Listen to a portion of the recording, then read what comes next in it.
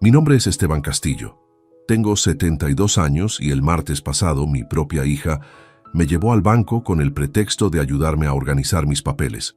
Pero en realidad quería que firmara un documento que le transfería mi casa. Lo que ella no sabía es que yo había escrito una nota secreta en mi bolsillo que el gerente encontró por casualidad. Una nota que cambiaría todo para siempre y le demostraría que este viejo no era tan ingenuo como ella creía. Imagínate la situación. Después de 45 años trabajando como mecánico para construir esa casa ladrillo por ladrillo, después de criarla sola desde los 10 años cuando murió su madre, mi hija Camila me dice que necesitamos ir al banco para poner los papeles en orden, porque a mi edad pueden pasar accidentes. Papá, me dijo con esa voz dulce que usaba cuando quería algo, es mejor prevenir que curar. Si algo te pasa, yo no voy a poder ayudarte con los trámites legales. Algo te pasa. Como si tener 72 años fuera una enfermedad terminal. Como si estar jubilado significara estar incapacitado. Como si todos esos años de experiencia no me hubieran enseñado a distinguir entre el cariño genuino y la manipulación disfrazada de preocupación familiar. Pero acá viene lo que Camila jamás se imaginó. Yo había estado sospechando de sus verdaderas intenciones durante semanas. Las visitas repentinas después de años de ausencia, las preguntas sobre mis finanzas, las sugerencias sobre simplificar mis asuntos legales. Por eso, esa mañana antes de salir hacia el banco, escribí una nota que guardé en el bolsillo de mi camisa. Una nota que iba a salvarme de la traición más grande de mi vida. Al día siguiente, cuando el gerente del banco leyó esa nota, mi hija descubrió que había subestimado completamente al hombre que la había criado. Porque una cosa es intentar engañar a un extraño y otra muy distinta es tratar de estafar a alguien que te conoce desde que naciste y que había estado preparándose para tu traición mucho antes de que vos te dieras cuenta de que la estabas planeando. Escuchá esta historia hasta el final y contame qué habrías hecho vos en mi lugar. Decime también desde qué ciudad me estás escuchando, porque lo que pasó en ese banco va a cambiar tu manera de ver las relaciones familiares para toda la vida. Para entender cómo llegué hasta esa situación tan terrible, tengo que contarte la historia desde el principio, porque no siempre fui este viejo sospechoso de su propia hija. Hace 40 años, cuando conocí a Isabel en el taller donde yo trabajaba, era un mecánico joven con las manos siempre manchadas de grasa y grandes sueños de tener mi propio negocio algún día. Isabel había llevado su auto viejo para que le arreglara el motor. Era maestra de escuela primaria y tenía esa paciencia infinita que solo tienen las personas que dedican su vida a enseñar. Mientras yo trabajaba en su auto, ella se quedaba conversando conmigo sobre mecánica, sobre educación, sobre cómo queríamos que fuera nuestro futuro. Esteban, me decía, vos tenés manos de oro. Cualquier motor que toques vuelve a funcionar como nuevo. Y tenía razón. Yo había nacido con un don especial para entender las máquinas, para escuchar lo que necesitaban, para arreglar lo que otros mecánicos daban por imposible. Nos casamos al año siguiente. Una ceremonia sencilla en la iglesia del barrio, con una fiesta en el patio de la casa de mis padres. No teníamos mucho dinero, pero teníamos algo más valioso. Teníamos la certeza de que juntos podíamos construir algo importante. Cuando nació Camila, yo ya había abierto mi propio taller. Era pequeño, apenas un galpón con 2 elevadores y herramientas usadas que había comprado de a poco, pero era mío. Isabel seguía trabajando como maestra y entre los dos lográbamos mantener a la familia sin pasar necesidades. Recuerdo las noches cuando Camila era bebé. Isabel la amamantaba mientras yo revisaba las cuentas del taller en la mesa de la cocina. Esteban, me decía mi mujer, esta nena va a tener todo lo que nosotros no tuvimos. Va a estudiar, va a viajar, va a conocer el mundo. Y así fue. Desde chiquita Camila tuvo lo mejor que pudimos darle. Ropa nueva, juguetes, libros, clases de piano. Mientras otros chicos del barrio se conformaban con lo básico, nuestra hija vivía como una princesita. Isabel insistía en que la educación era lo más importante. Esteban, nosotros trabajamos con las manos, pero Camila va a trabajar con la cabeza. Cuando Camila tenía 10 años, Isabel empezó a sentirse mal. Al principio pensamos que era cansancio del trabajo, estrés de manejar el aula y la casa al mismo tiempo, pero después vinieron los desmayos, los dolores de cabeza constantes, las consultas médicas que no encontraban explicación a lo que le pasaba. El diagnóstico llegó como un balde de agua fría: tumor cerebral, inoperable. Los médicos nos dijeron que tenía entre 6 meses y 2 años de vida, dependiendo de cómo respondiera a los tratamientos. Los siguientes 18 meses fueron una montaña rusa de esperanzas y desilusiones. Días buenos donde Isabel parecía estar mejorando. Días terribles donde apenas podía levantarse de la cama. Yo trabajaba en el taller durante el día y la cuidaba durante la noche. Camila, que era apenas una nena, ayudaba como podía trayéndole agua a su mamá, haciendo silencio cuando Isabel necesitaba descansar. Isabel murió un domingo por la mañana, tranquila en casa, rodeada de las 2 personas que más amaba en el mundo. Sus últimas palabras fueron para mí: Esteban, cuídala bien. Enséñale que el trabajo honesto es lo más valioso que existe. Después del funeral, me quedé solo con una nena de 11 años que lloraba todas las noches pidiendo por su mamá. Esos primeros meses fueron los más duros de mi vida. Trabajar todo el día en el taller, volver a casa para ayudar a Camila con las tareas, cocinarle, lavarle la ropa, escuchar sus miedos, sus dudas, sus tristezas. Algunas noches, cuando Camila se dormía, yo me sentaba en el patio y lloraba en silencio, preguntándome si iba a poder ser padre y madre al mismo tiempo. Pero cada mañana, cuando veía a mi hija desayunar antes de ir al colegio, encontraba fuerzas para seguir adelante. Durante esos años difíciles, el taller se convirtió en mi refugio y mi fortaleza.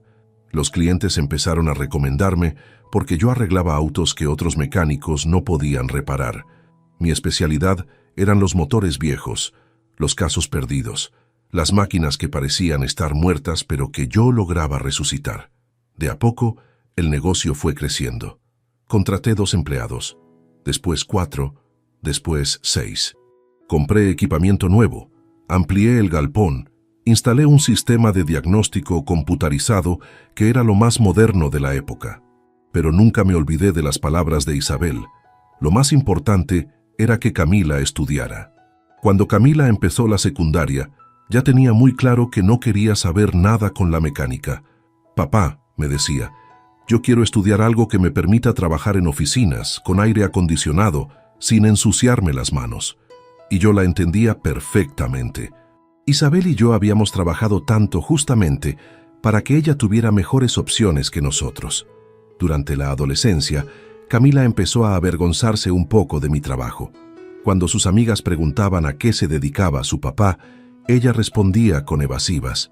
Mi papá tiene un negocio, decía, sin especificar que era un taller mecánico. Le molestaba que yo llegara a las reuniones del colegio con las uñas manchadas de grasa, que mi auto oliera a aceite, que mi ropa tuviera ese aroma característico de los talleres. Papá, me dijo un día cuando tenía 16 años, ¿no podrías vestirte mejor cuando vengas al colegio? Todas mis amigas tienen padres que usan traje y corbata. Camila, le respondí, yo trabajo con las manos. No puedo llegar al taller en traje y corbata. Pero papá, ¿podrías cambiar de ropa antes de venir al colegio? ¿Te avergonzás de lo que hago? Se quedó callada un momento. No me avergüenzo, papá, pero me gustaría que tuvieras un trabajo más elegante, como si arreglar motores fuera algo de lo que avergonzarse, como si el trabajo honesto que me había permitido mantenerla durante años fuera algo inferior. Cuando llegó el momento de elegir carrera universitaria, Camila decidió estudiar administración de empresas.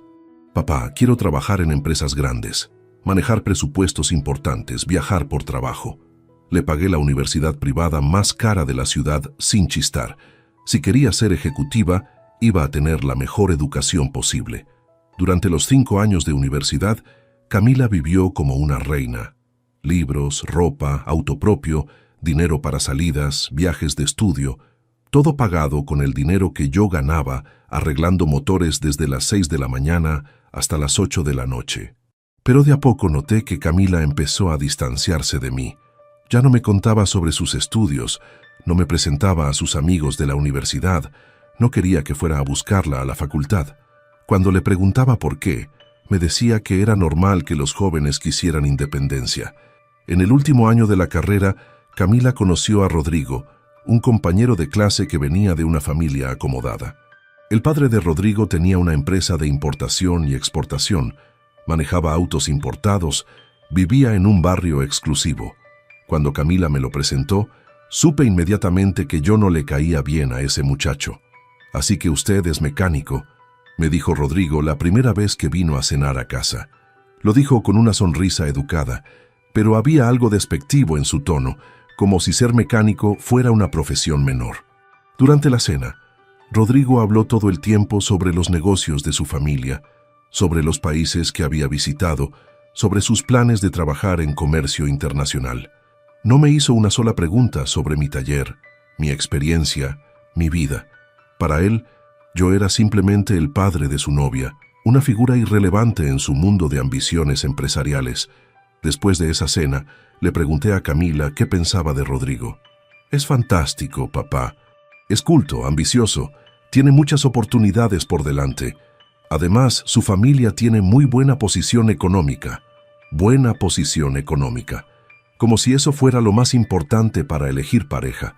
Como si todo el amor y la dedicación que yo le había dado no le hubieran enseñado que hay valores más importantes que el dinero». Cuando Camila se recibió, yo organicé una fiesta en casa para celebrar. Invité a todos mis clientes que se habían encariñado con ella a lo largo de los años, a los vecinos que la habían visto crecer, a mis empleados que la conocían desde chiquita. Rodrigo vino con sus padres, que se comportaron como si estuvieran en una visita oficial a un país subdesarrollado. Durante el brindis, yo hablé sobre lo orgulloso que me sentía de Camila, sobre todos los sacrificios que habían valido la pena para verla convertida en una profesional. Los padres de Rodrigo aplaudieron educadamente, pero pude ver en sus caras que pensaban que mi discurso era demasiado emocional para su gusto sofisticado. 6 meses después, Rodrigo le propuso casamiento. Una propuesta cara en un restaurante de lujo, con un anillo que costaba más de lo que yo ganaba en 3 meses. Camila me llamó emocionada para contármelo, pero cuando le pregunté sobre los preparativos de la boda, me di cuenta de que yo no estaba incluido en la planificación. «Papá, los padres de Rodrigo quieren una ceremonia íntima, solo familia cercana», me dijo cuando le pregunté sobre la fecha. «¿Y yo no soy familia cercana?» «Sí, papá, por supuesto que sí, pero ellos tienen una manera muy particular de hacer las cosas, una manera muy particular que no me incluía a mí. La boda fue hermosa, pero me sentí como un extraño en la celebración de mi propia hija». Me ubicaron en una mesa lateral, junto con algunos parientes lejanos de Rodrigo, que no me dirigieron la palabra en toda la noche. Camila estaba radiante, pero cada vez que intentaba acercarme a hablar con ella, aparecía algún invitado importante que requería su atención. Durante el baile padre e hija, mientras la tenía en mis brazos por última vez como soltera, le dije: «Camila, espero que seas muy feliz con Rodrigo». «Voy a ser feliz, papá. Él me va a dar la vida que siempre quise tener, la vida que siempre quiso tener». Como si la vida que habíamos tenido juntos hubiera sido un castigo del que tenía que liberarse. Después de la boda, las visitas de Camila se volvieron cada vez más esporádicas. Antes venía todos los domingos a almorzar, me ayudaba con la limpieza de la casa, me contaba sobre sus planes. Ahora venía una vez por mes, siempre con prisa, siempre con excusas para irse temprano. «Papá, Rodrigo y yo tenemos muchos compromisos. Su trabajo en la empresa de su padre requiere que participemos en reuniones sociales, cenas de negocios, eventos importantes. Eventos importantes. Más importantes que pasar tiempo con el padre que la había criado sola durante 10 años. Durante los primeros años de matrimonio, Camila y Rodrigo vivieron en un departamento en el centro, cerca del trabajo de él. Yo esperaba que tuvieran hijos pronto, que me convirtiera en abuelo, que tuviera una nueva razón para que me visitaran más seguido. Pero pasaban los años y no llegaban noticias de nietos. Cuando le preguntaba sobre el tema, Camila me respondía que estaban enfocados en sus carreras, que querían establecerse económicamente antes de formar una familia. «Papá, tener hijos es una responsabilidad muy grande. Nosotros queremos estar seguros de que podemos darles lo mejor, como si yo no hubiera podido darle lo mejor a ella trabajando como mecánico. A los 5 años de casada, Camila consiguió un trabajo en una empresa multinacional, un puesto ejecutivo bien pago que la obligaba a viajar constantemente. Las visitas se espaciaron aún más. De una vez por mes, pasó a una vez cada 2 meses, después cada 3 meses. Cuando cumplí 65 años y decidí jubilarme, vendí el taller a mis empleados más antiguos. Habían trabajado conmigo durante 15 años y conocían el negocio mejor que nadie. Con el dinero de la venta más mis ahorros de toda una vida, podía vivir cómodamente sin trabajar. Le conté a Camila sobre mi jubilación cuando vino a visitarme después de 4 meses de ausencia. «Papá, me parece perfecto que te retires. Ya trabajaste suficiente. ¿Y qué vas a hacer con tanto tiempo libre?», me preguntó Rodrigo, que había venido con ella. «No sé, tal vez viajar un poco, visitar lugares que nunca conocí». «¿Viajar? ¿Con qué dinero?», me preguntó Camila con una sonrisa condescendiente. «Con mis ahorros, hija. Trabajé 45 años, algo guardé». «Papá, no te hagas ilusiones. Los ahorros de un mecánico no dan para grandes viajes». Los ahorros de un mecánico. Como si durante 45 años no hubiera aprendido a administrar dinero, como si ser mecánico fuera sinónimo de ser pobre. Lo que Camila no sabía es que yo había sido muy cuidadoso con mis finanzas durante todos esos años. Cada peso extra que ganaba lo invertía en propiedades, en acciones, en depósitos a plazo fijo. No era millonario, pero tenía suficiente dinero guardado para vivir sin trabajar hasta que me muriera. También tenía la casa donde vivíamos, que con los años se había revalorizado considerablemente. El barrio había crecido, se había puesto de moda.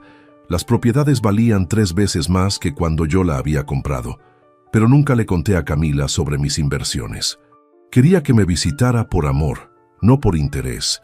Quería que me viera como su padre, no como su futura herencia.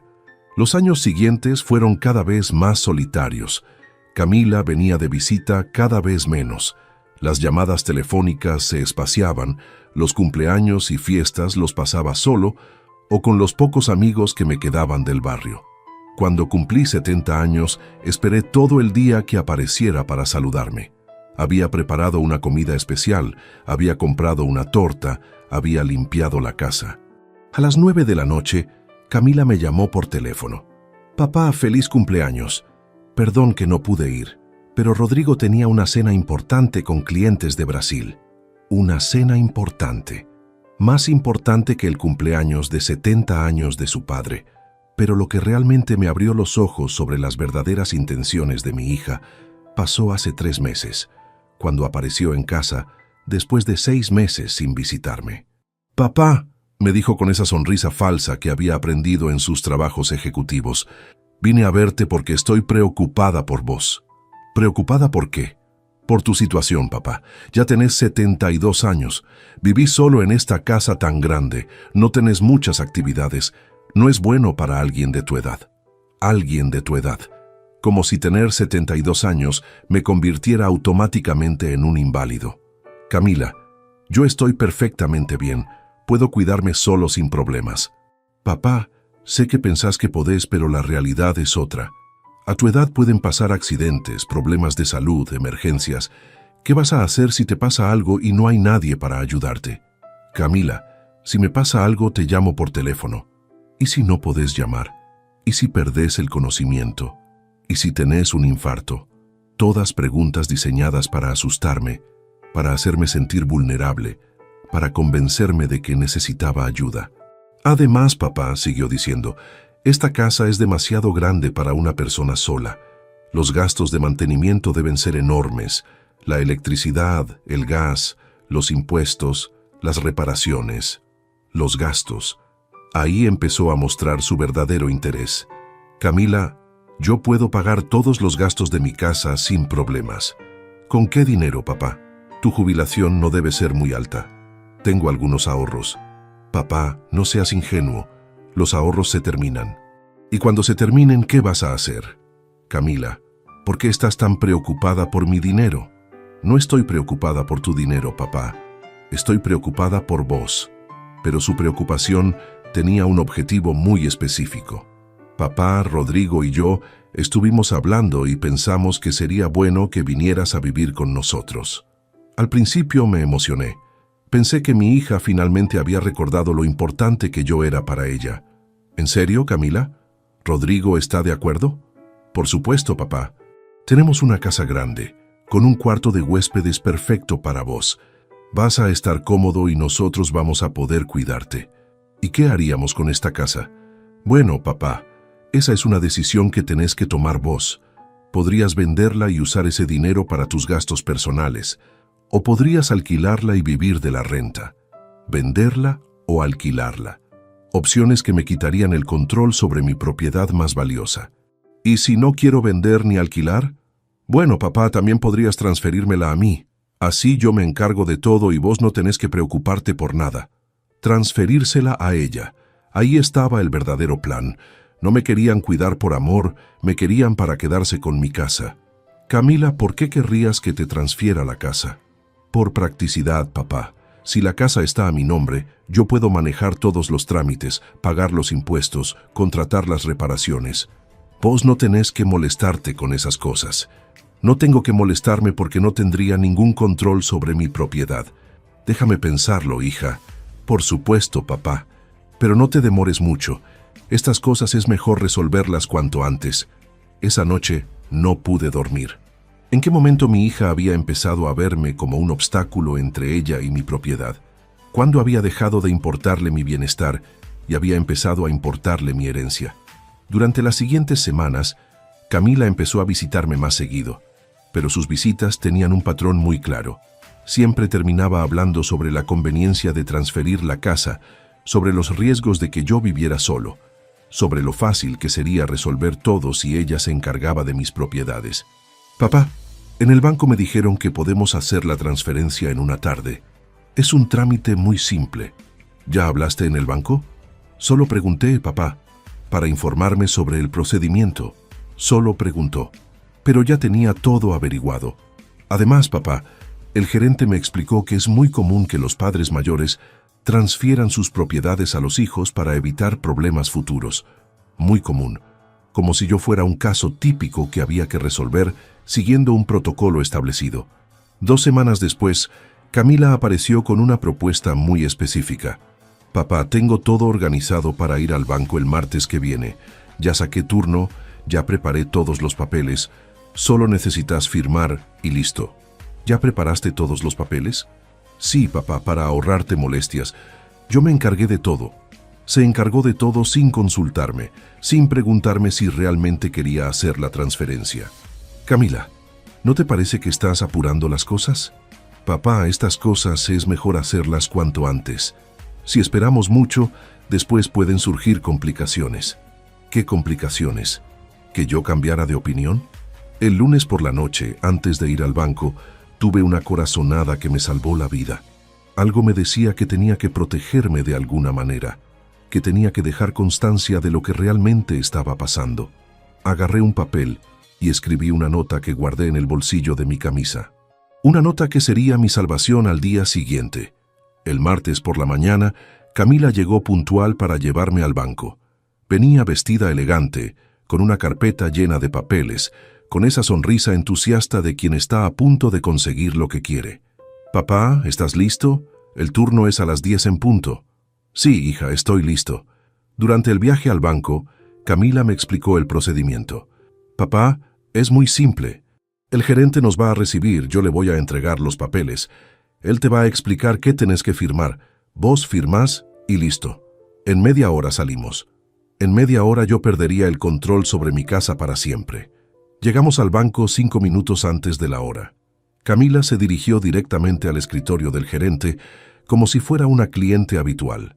Buenos días, señor Fernández. Soy Camila Castillo. Hablamos por teléfono sobre la transferencia de propiedad. El gerente era un hombre de unos 50 años, con aspecto serio y profesional. Nos hizo pasar a su oficina y cerró la puerta. Señor Castillo, me dijo, su hija me explicó que quiere transferir su casa a su nombre. ¿Es correcto? Antes de que yo pudiera responder, Camila se adelantó. Sí, señor Fernández, mi papá está de acuerdo, ya hablamos todo en casa. Perfecto. ¿Trajeron toda la documentación? Camila abrió su carpeta y empezó a sacar papeles. Acá está el título de propiedad, la libreta de impuestos al día, el documento de mi papá, mi documento, el poder que preparó mi abogado. ¿El poder que preparó su abogado? ¿Desde cuándo tenía un abogado involucrado en esto? Muy bien, dijo el gerente. Señor Castillo, ¿usted entiende que al firmar estos documentos está transfiriendo la propiedad de su casa a su hija? Sí, respondí. Entiendo. ¿Y está de acuerdo con hacer esta transferencia? Camila me miró con ansiedad esperando mi respuesta. Sí, estoy de acuerdo. No estaba de acuerdo para nada, pero necesitaba que el gerente leyera mi nota. Perfecto. Entonces procedemos con la firma. El gerente puso los papeles frente a mí y me entregó una lapicera. Camila se inclinó hacia adelante, expectante, pero cuando extendí la mano para firmar, se me cayó la lapicera al suelo. Al agacharme a recogerla, fingí que se me enganchaba la camisa en la silla y quedó abierta, mostrando el bolsillo donde tenía la nota. Disculpe, le dije al gerente, ¿me puede ayudar a acomodar la camisa? El gerente se acercó para ayudarme y en ese momento vio la nota que sobresalía del bolsillo. Era un papel blanco con letras grandes que decía: ayuda, no quiero firmar, mi hija me está forzando. El gerente se quedó inmóvil por unos segundos, procesando lo que había leído. Después me miró a los ojos y entendió todo. Señor Castillo, me dijo con una voz diferente, ¿podría acompañarme un momento a buscar unos formularios adicionales? Por supuesto. Señorita Castillo, espérenos acá, volvemos en 5 minutos. Camila se quedó sentada sin entender qué estaba pasando. El gerente me llevó a su oficina privada y cerró la puerta con llave. Señor Castillo, leí su nota. ¿Su hija lo está presionando para que firme la transferencia? Sí, señor. Durante semanas me viene insistiendo. Me amenazó con que si no transfiero la casa, no va a cuidarme cuando sea más viejo. ¿Usted realmente quiere hacer esta transferencia? No, señor, para nada. Esa casa es lo único que me queda de toda una vida de trabajo. ¿Su hija sabe que usted no quiere firmar? No lo sabe porque no me atrevo a decírselo. Tiene el carácter muy fuerte y temo que, si me niego, va a dejar de visitarme completamente. El gerente se quedó pensando unos minutos. Señor Castillo, lo que está pasando acá se llama coerción familiar. Su hija no puede obligarlo a transferir su propiedad. Usted tiene derechos y yo tengo la obligación de protegerlos. ¿Qué puedo hacer?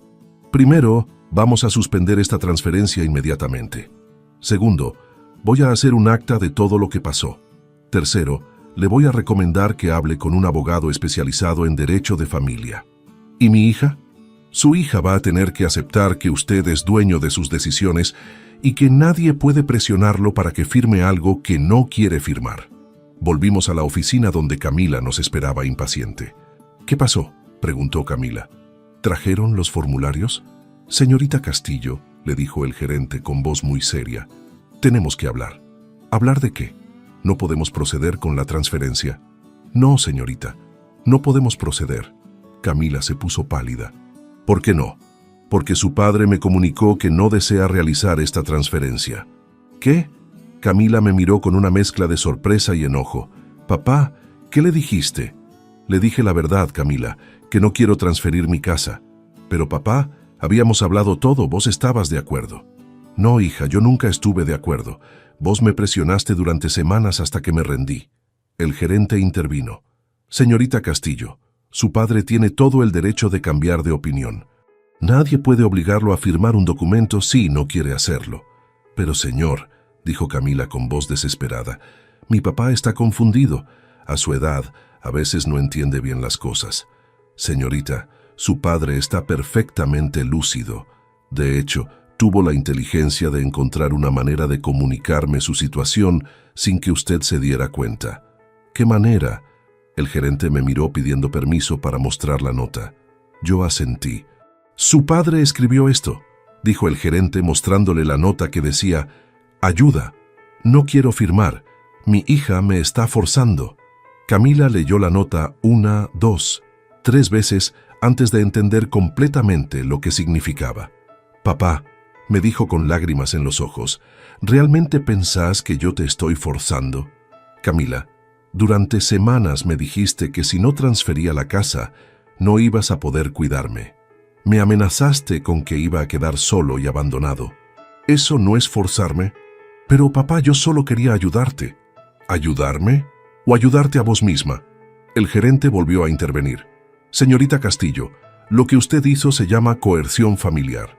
Es una forma de violencia hacia los adultos mayores. ¿Violencia? Yo nunca le pegué a mi papá. La violencia no es solo física, señorita. También existe la violencia psicológica, la manipulación emocional, la presión indebida. Camila se quedó callada, procesando lo que estaba escuchando. Señor Castillo, me dijo el gerente, ¿qué quiere hacer ahora? Quiero irme a mi casa y olvidarme de todo este asunto. Por supuesto, pero antes, ¿me permite darle un consejo? Dígame, consulte con un abogado especializado en derecho de familia.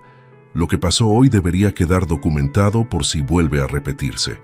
¿Usted cree que mi hija puede volver a intentar esto? No lo sé, señor, pero es mejor estar preparado. Durante el viaje de vuelta a casa, Camila y yo no intercambiamos ni una palabra. Ella manejaba con la cara roja de vergüenza. Yo miraba por la ventana pensando en cómo había llegado nuestra relación a este punto. Cuando llegamos a casa, Camila finalmente rompió el silencio. Papá, tenemos que hablar. Sí, Camila, tenemos que hablar. Nos sentamos en el living, el mismo lugar donde tantas veces habíamos conversado cuando ella era chica. Papá, yo realmente creía que estaba haciendo lo mejor para vos. Camila, ¿desde cuándo pensás que sabes mejor que yo lo que me conviene? Desde que te veo vivir solo, sin hacer nada, sin proyectos. ¿Y quién te dijo que yo no tengo proyectos? Bueno, papá, a tu edad... Camila, para un momento. ¿A mi edad qué? ¿No puedo tomar decisiones? ¿No puedo elegir cómo vivir? No es eso, papá. Pero tenés que ser realista. ¿Realista sobre qué? Sobre tu situación económica, sobre tus limitaciones físicas, sobre lo que puede pasar si vivís solo. Ahí estaba otra vez, la obsesión con mi situación económica. Camila, ¿vos sabés cuál es mi situación económica real? Bueno, papá, supongo que tenés la jubilación y algunos ahorros. ¿Algunos ahorros? Sí, los ahorros de toda una vida trabajando como mecánico. Los ahorros de un mecánico. Otra vez esa frase despectiva. Camila, vení conmigo. La llevé a mi cuarto y abrí el armario donde guardaba mis documentos importantes. Mira esto, le dije mostrándole los estados de cuenta de mis inversiones. Camila leyó los números y se quedó muda. Papá, ¿esto es real? Es completamente real, hija. Pero, ¿de dónde salió toda esta plata? De los ahorros de un mecánico que vos creías que eran insignificantes. Le mostré mis inversiones en propiedades, mis depósitos a plazo fijo, mis acciones en empresas que habían crecido durante los últimos 20 años. Papá, yo no sabía, no tenía idea de que tenías tanto dinero. Por supuesto que no sabías. Durante años, creíste que era un viejo pobre al que había que rescatar de su propia incapacidad. Papá, eso no es verdad.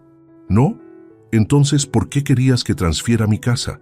¿Por qué me decías que no podía mantenerla? ¿Por qué insistías en que necesitaba ayuda? Camila se quedó callada porque sabía que tenía razón. Camila, durante todos estos años, vos me visitabas cada vez menos, me llamabas cada vez menos, me incluías cada vez menos en tu vida. Pero de repente, cuando decidiste que era hora de que yo te diera mi casa, apareciste llena de preocupación por mi bienestar. Papá, yo siempre me preocupé por vos. Te preocupabas. ¿Cuándo fue la última vez que me llamaste solo para saber cómo estaba, sin pedirme nada? Camila trató de recordar, pero no pudo. ¿Cuándo fue la última vez que viniste a visitarme sin una agenda oculta, sin algo que querías conseguir? Otra vez silencio. ¿Cuándo fue la última vez que me invitaste a tu casa, que me incluiste en tus planes, que me trataste como a tu padre y no como a un problema que había que resolver? Las lágrimas empezaron a correr por la cara de Camila. Papá, tenés razón. Me comporté mal. Camila, no se trata de que te comportaste mal. Se trata de que me trataste como si fuera un estorbo durante años y después, cuando necesitaste mi casa, de repente me redescubriste. Papá, ¿me podés perdonar? Perdonarte es fácil, Camila. Sos mi hija y te amo. Pero confiar en vos otra vez va a ser muy difícil. ¿Por qué?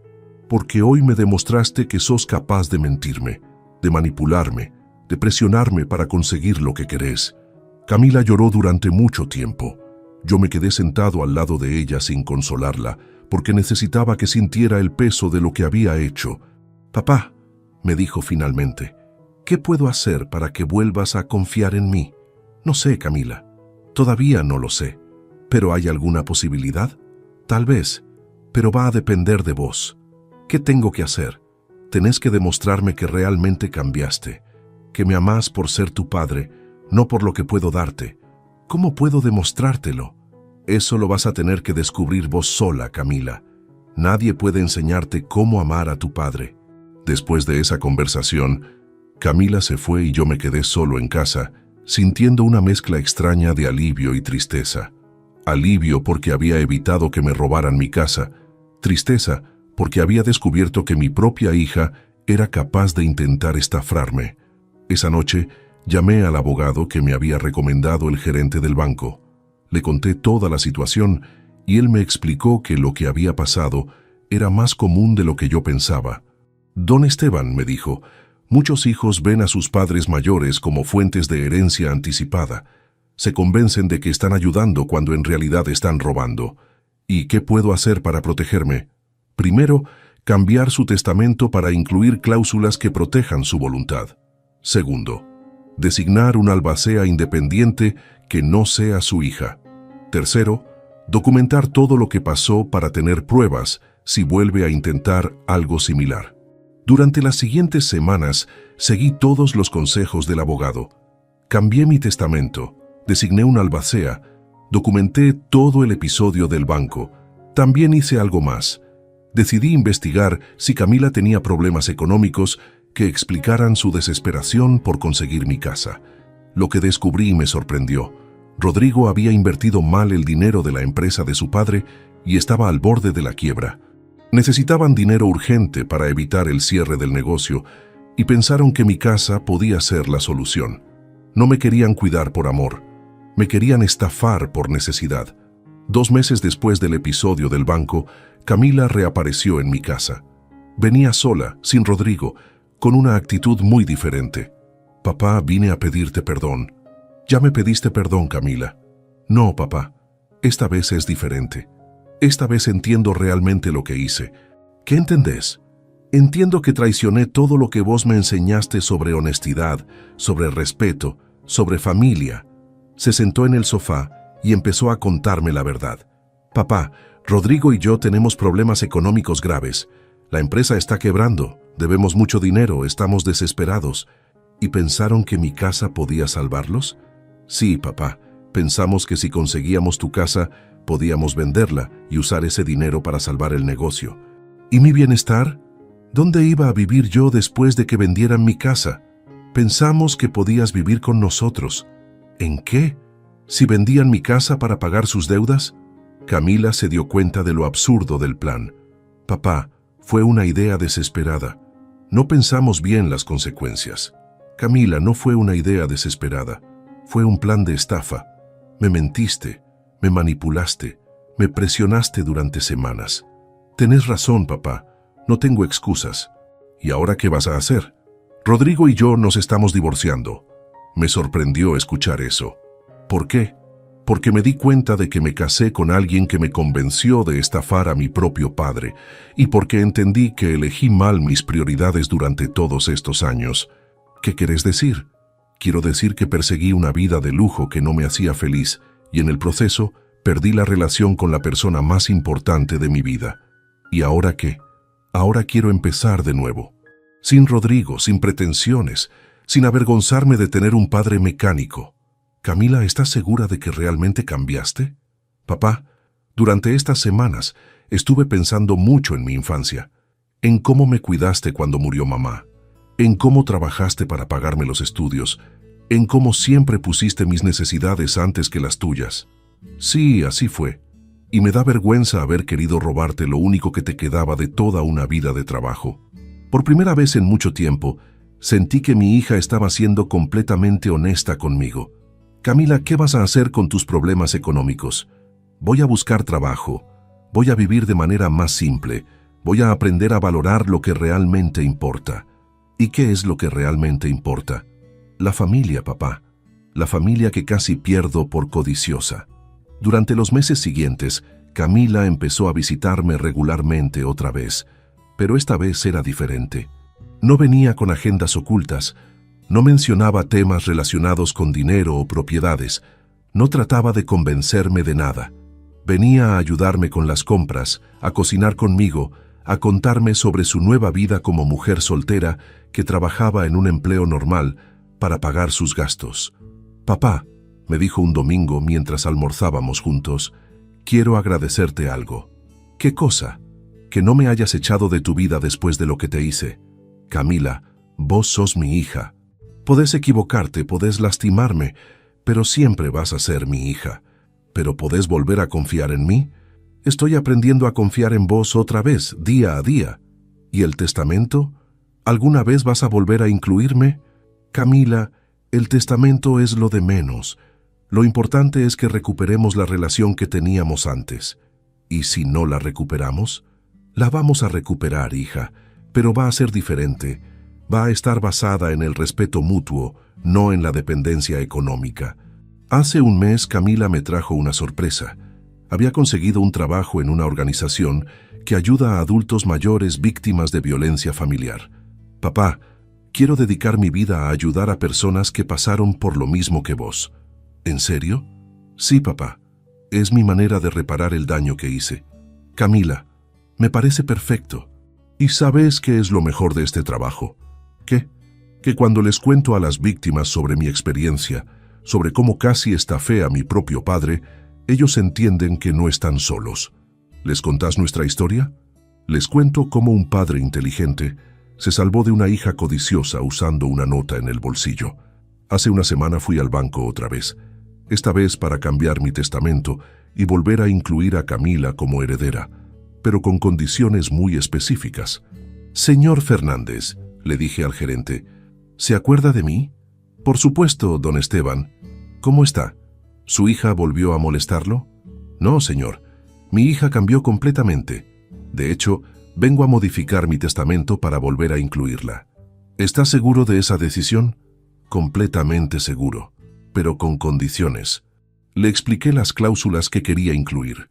Camila solo podría heredar si continuaba trabajando en ayuda a adultos mayores, si me visitaba regularmente hasta el día de mi muerte y si nunca intentaba vender la casa donde crecimos juntos. Don Esteban, esas condiciones son muy sabias. Señor Fernández, quiero asegurarme de que Camila nunca se olvide de lo que aprendió. Anoche le di la sorpresa a Camila. Le mostré el Nuevo Testamento y le expliqué las condiciones. «Papá», me dijo con lágrimas en los ojos, «esto es más de lo que merezco». «Es exactamente lo que mereces, Camila, pero solo si cumplís con las condiciones». «Las voy a cumplir, papá. Te lo prometo. No me prometas nada, hija. Solo demostrámelo día a día. Y vos que me escuchaste hasta acá, vos que me acompañaste en esta historia, quiero que sepas algo muy importante. Los hijos a veces se dejan llevar por la codicia. A veces se olvidan de que los padres también tenemos derechos. A veces nos ven como obstáculos entre ellos y su herencia. Pero si hay arrepentimiento sincero, si hay cambio real, si hay voluntad de reparar el daño, siempre se puede reconstruir una relación familiar. La confianza rota se puede reparar, pero lleva tiempo y requiere acciones, no solo palabras. La nota que escribí esa mañana me salvó de perder mi casa, pero más importante aún, me ayudó a salvar mi relación con mi hija. A veces hay que tocar fondo para poder empezar a subir. Si vos tenés padres mayores, recordá que ellos construyeron lo que tienen con esfuerzo y sacrificio. Su casa, sus ahorros, sus propiedades no son tu herencia anticipada. Son el fruto de una vida de trabajo que merecen disfrutar hasta el último día. Y si vos sos padre, enseñales a tus hijos que la familia se basa en amor, no en interés, que el respeto no se negocia por herencias, que pueden visitarte porque te aman, no porque esperan que les dejes algo cuando te mueras. Protege tus bienes, documenta todo, confía pero verifica. Y si alguien, aunque sea tu propio hijo, Trata de presionarte para que firmes algo que no querés firmar. Recordá mi historia. Escribí una nota. Pedí ayuda. No te dejes intimidar. Cuéntame si esta historia te hizo reflexionar sobre tus propias relaciones familiares. Decime desde qué ciudad me estás escuchando y si alguna vez viviste algo parecido. Porque al final, lo único que realmente importa no es cuánto dinero dejes cuando te mueras, sino cuántas personas van a recordarte con amor genuino, no con gratitud por la herencia que les dejaste. La familia verdadera se construye con amor, se mantiene con respeto y se destruye con codicia. Yo casi pierdo a mi hija por no haberle enseñado esto a tiempo, pero una simple nota en el bolsillo nos dio una segunda oportunidad. Pero hay algo más que quiero contarte, algo que pasó la semana pasada y que me confirmó que mi decisión de perdonar a Camila fue correcta. El jueves por la tarde, mientras estaba leyendo en el patio, escuché que alguien tocaba el timbre con insistencia. Cuando abrí la puerta, me encontré con una mujer de unos 80 años que lloraba desesperadamente. «Disculpe, señor», me dijo. «¿Usted es don Esteban Castillo, el papá de la señorita Camila que trabaja en la Fundación de Adultos Mayores?» «Sí, soy yo». «¿Qué necesita, señora?» «Señor, su hija me salvó la vida. Vengo a agradecerle por haberla criado tan bien». La señora se llamaba doña Mercedes y tenía una historia muy parecida a la mía. Su hijo había intentado venderle la casa sin su consentimiento, falsificando documentos y aprovechándose de que ella tenía principios de Alzheimer. «Don Esteban», me contó entre lágrimas, «cuando fui a la fundación a pedir ayuda, su hija me escuchó durante 3 horas. Me explicó mis derechos, me acompañó al banco, me ayudó a recuperar mis propiedades. ¿Y cómo terminó todo? Mi hijo está preso por estafa y falsificación de documentos. Yo recuperé mi casa y ahora vivo tranquila, sabiendo que hay personas como su hija que nos protegen». Esa noche llamé a Camila para contarle sobre la visita de doña Mercedes. «Papá», me dijo, «cada vez que ayudo a una víctima de violencia familiar, me acuerdo de lo que te hice a vos. Es mi manera de pagar mi deuda con la vida». «Camila, vos ya pagaste tu deuda conmigo. Ahora estás ayudando a otros y eso me hace sentir orgulloso». «¿Orgulloso de qué, papá?» «Orgulloso de que hayas aprendido que el verdadero valor de una persona no está en lo que tiene, sino en lo que da». Durante estos últimos meses, he visto a Camila trabajar incansablemente en la fundación. Ha ayudado a docenas de adultos mayores a recuperar sus propiedades, a denunciar abusos, a reconstruir relaciones familiares rotas por la codicia. También la he visto cambiar como persona. Ya no habla de lujos, de viajes caros, de estatus social. Habla de casos que está manejando, de familias que está ayudando a reconciliar, de viejos que logró salvar de estafas. «Papá», me dijo el domingo pasado mientras cocinábamos juntos, «¿sabes qué es lo que más me duele de todo lo que pasó?» «¿Qué cosa, hija?» «Que perdí tanto tiempo persiguiendo cosas que no me hacían feliz, en lugar de valorar lo que realmente importaba». «¿Y qué es lo que realmente importa?» «Vos, papá, la familia, los valores que me enseñaste y que yo traicioné por ambición. Camila, lo importante no es que te hayas equivocado, sino que hayas aprendido de tu error». «¿Y vos me perdonaste completamente?»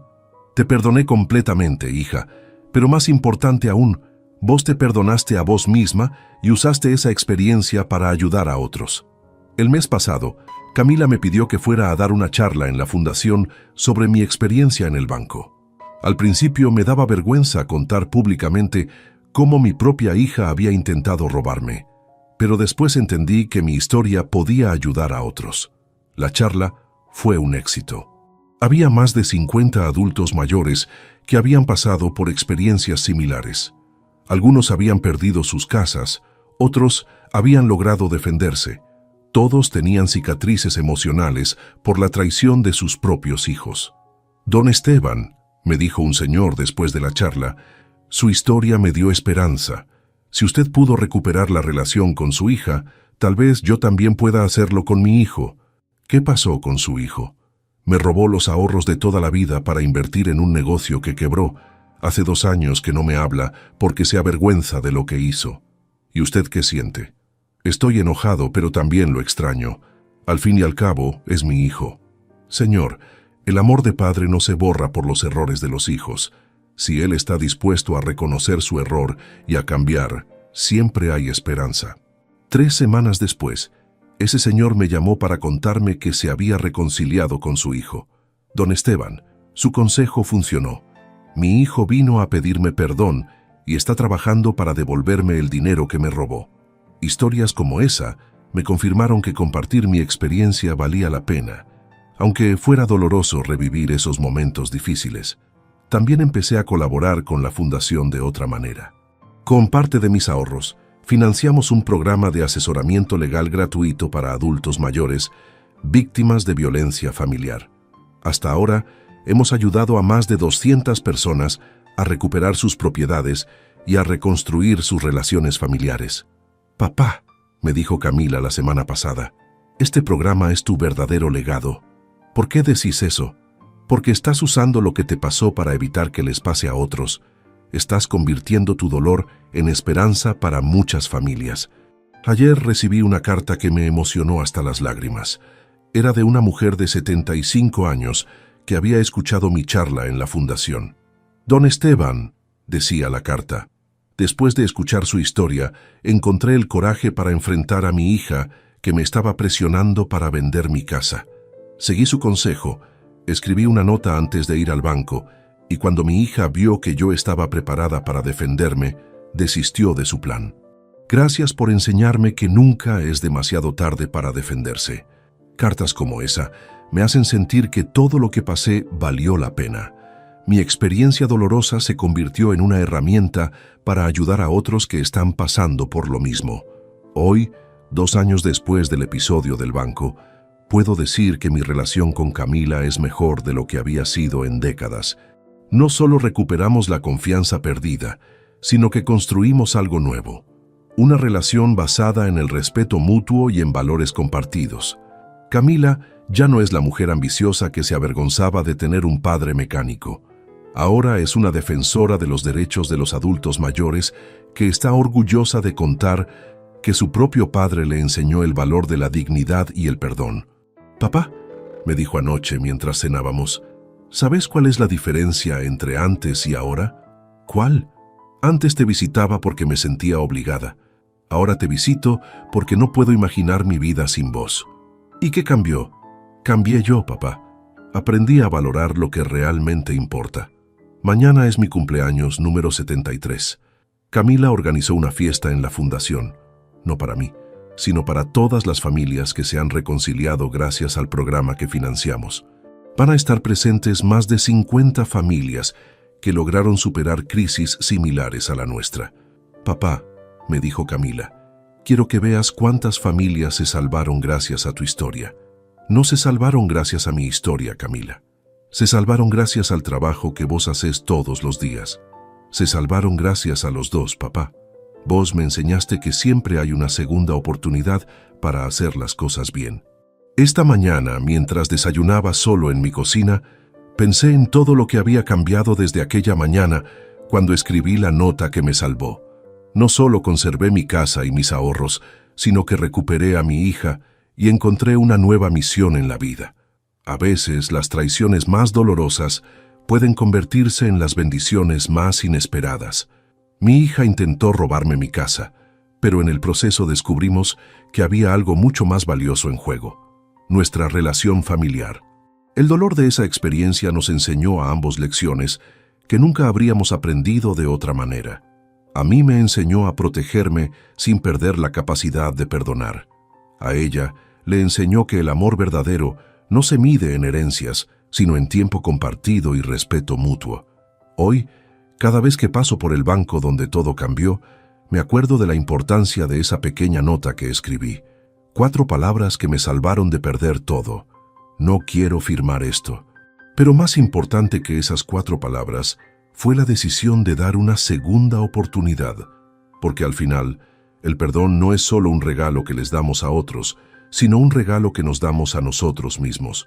Y vos que me escuchaste hasta acá, vos que me acompañaste en esta historia que cambió mi vida para siempre, quiero que sepas que siempre hay esperanza. Siempre hay una manera de protegerte sin perder la capacidad de amar. Siempre hay una segunda oportunidad para hacer las cosas bien. Si estás pasando por algo similar, recordá mi historia. Escribí una nota, pedí ayuda, deféndete. Pero también recordá que el objetivo no es castigar, sino proteger. No es vengarse, sino educar. No es romper la familia, sino sanarla. ¿Y vos? ¿Amás a tu familia por lo que es o por lo que te puede dar? ¿Visitas a tus padres porque los querés o porque estás esperando tu herencia? ¿Estás dispuesto a dar una segunda oportunidad cuando alguien demuestra que realmente cambió? La respuesta a esas preguntas puede cambiar toda tu vida, como cambió la mía esa mañana cuando decidí escribir 4 palabras que lo cambiaron todo. No quiero firmar esto. Pero lo más importante de todo es que decidí que esas 4 palabras no fueran el final de nuestra historia, sino el comienzo de una historia nueva, una historia de perdón, de crecimiento, de segundas oportunidades, una historia que hoy está ayudando a cientos de familias a sanar sus heridas y a construir relaciones más fuertes.